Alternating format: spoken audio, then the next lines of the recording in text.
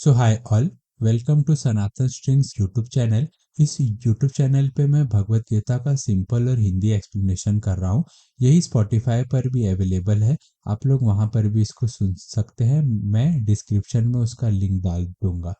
तो आप लोग को अगर ये इन्फॉर्मेटिव लग रहा है तो फिर आप लोग इस चैनल को सब्सक्राइब कर लेना। तो चलिए शुरुआत करते हैं। श्रीमद् भगवद गीता चैप्टर 3 श्लोक 9। यज्ञार्थकर्मोऽत्रन्लोकयं कर्म बन्धन तदर्थकर्म कौन्तेय मुक्त समाचर। श्री विष्णु के लिए यज्ञ रूप में कर्म करना चाहिए, अन्यथा कर्म के द्वारा इस भौतिक जगत में बंधन उत्पन्न होता है। अतः हे कुंती पुत्र, उनकी प्रसन्नता के लिए अपना नियत कर्म करो, इस तरह तुम बंधन से सदा आजाद रहोगे। तो भगवान पहले के श्लोकों में बता चुके हैं कि कर्म करो, पर क्वेश्चन ये आता है कि क्या कर्म करें, क्या नियत कर्म है मेरे लिए, क्या नियत, क्या बताया हुआ कर्म है कि जो मैं करूं। जैसे ब्राह्मण के लिए कर्म अलग है। ब्राह्मण भिक्षा मांगकर अपना पूरा जीवन बिता सकता है, वो उसका कर्म है। पर वो क्षत्रिय का कर्म नहीं है। क्षत्रिय को भिक्षा मांगना शोभा नहीं देता है, और अगर कोई क्षत्रिय भिक्षा मांग रहा है तो अपने धर्म के विरुद्ध काम कर रहा है। तो भगवान कहते हैं कि नियत कर्म करो, तुम्हारा जो नियत कर्म जो बताया गया है तुम्हारे लिए वो करो। जैसे कोई खेती करता है तो कोई व्यापार, कोई सेवक है तो कोई साइंटिस्ट है, कोई समाज सेवा में अपना कर्म मानता है तो कोई देश सेवा में अपना कर्म मानता है। पर सभी न सभी को कर्म करना ही पड़ता है। जैसा कि भगवान पिछले के श्लोक में कहते हैं कि बिना कर्म किए तुम अपना खाना पीना कर ही नहीं सकते।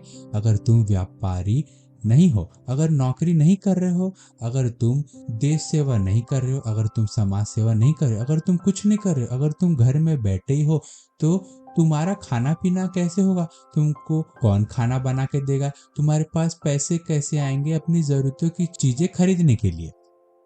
तो भगवान कहते हैं कि तुम श्री विष्णु के लिए यज्ञ करो। श्री कृष्ण कहते हैं अर्जुन को कि तुम श्री विष्णु के लिए यज्ञ करो, कर्म करो।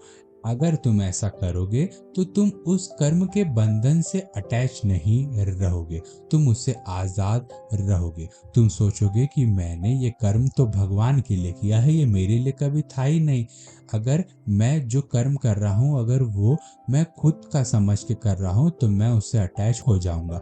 अगर मैं किसी का अच्छा कर रहा हूँ तो मैं ये सोचूंगा कि काश वो भी मेरा अच्छा करे, और जब वो मेरे साथ अच्छा नहीं करेगा तब मुझे गुस्सा आएगा और मैं फिर सामने वाले का बुरा करना चालू कर दूंगा।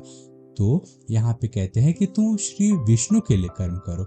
अगर तुम किसी का अच्छा कर रहे हो, तुम ये सोचो कि मैं भगवान के लिए अच्छा मैं कर रहा हूँ।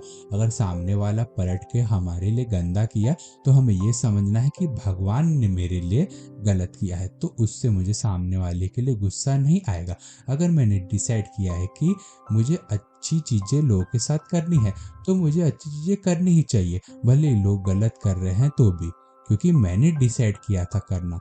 उन्होंने नहीं डिसाइड किया था कि वो मेरे लिए अच्छा करेंगे, बट मैंने डिसाइड किया था कि मुझे अच्छा करना है उनके लिए। तो इसके लिए मैंने जो अपना कर्म सोचा है वो मुझे करना ही है, मुझे श्री विष्णु के लिए कर्म करना है।